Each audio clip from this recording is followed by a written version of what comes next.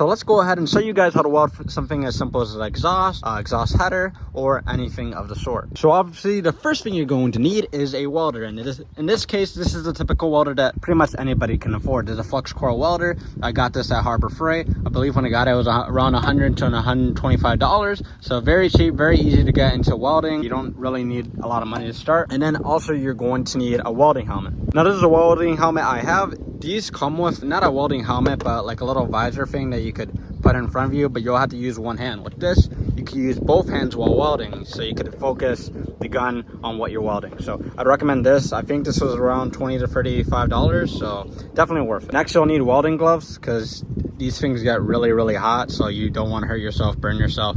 A lot of metal be flying, a lot of heat be flying, so definitely recommend these. I think these were $5, $10. It's been a long time, so I want to say less than $5. So you're gonna need a welding helmet, you're gonna need gloves, and of course your welder. So when it comes to welding, I generally always suggest you have a wire brush. I mean, you're gonna need a wire brush, but it helps if you have it on a drill attachment, because basically what you're going to do is really grind away, make it fresh metal, make sure it's not, you know, if it's painted, this and that, whatever, rusted. You want it to be very clean, so the weld will actually stick to the car. And again, I am no means an expert, but I'm pretty much one of you guys trying to, you know, weld for the cheap. I don't have a lot of money. I try to do things myself, so I learn what I can, do what I can, and this will definitely help you out. So this is your welder. Obviously this is a wire speed. It controls how fast or how slow it goes. The higher it is, the faster it is. The lower it is, the slower it is. So with min and max, with max, it's a lot higher and hotter temperature.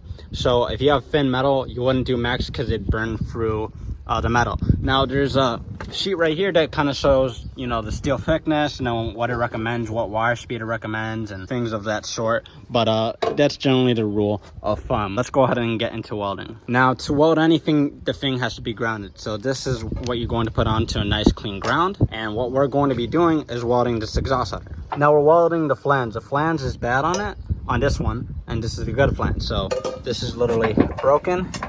So what I'm going to be doing is putting tack welds, and tack welds is kind of like one small weld to hold it in place, so then we could go about welding this entire thing easily. But you need tack welds to hold it in place so you can weld exactly what you want to weld. Now again, what you're going to do is ground it, then wire brush both surfaces, so this surface and this surface, so I could have a nice clean place to put these welds. Okay, so I cleaned both sides up, mocked it up, put the ground here. So all I'm going to do next is take this, put some spot welds. So like I said, I'll put one here, I'll put one here, just to hold it into place, so then I can weld it properly and put a nice bead down. Now when you start, you're not going to be perfect by far, and I am not good at welding much, but you need to be just decent enough so you can get some good weld so it'll hold. So it's not going to be pretty at first, but little by little you'll be able to perfect it and get better at it. But like I said, in the beginning you'll just have to do it good enough so it could hold and be secure and not leak. So if you want, you could do small sectors. So you could do a spot weld here, a spot weld here, and just push and pull that weld, that bead, down to the next spot weld, and then do it down to the next. If you get it too hot, you can burn through the metal.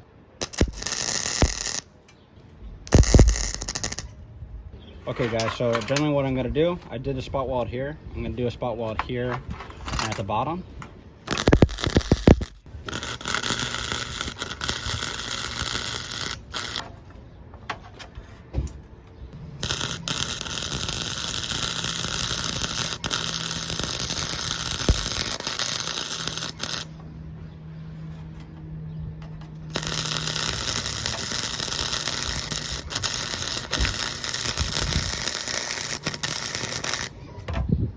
Let's show you what I've done. It's not going to be perfect, but as you can see, you know, it's a lot better than what it was, right?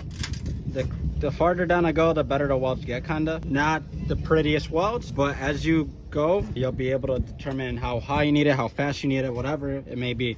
But like I said, so you're gonna do a spot weld, and then kind of connect them. But like I said, it's probably not gonna be as bad as me, because I'm pretty bad. This is the general concept on how to do things like this, so I'm gonna go ahead and try to finish the rest of this. Hope to help you guys out. Definitely go ahead and check this video, by the way.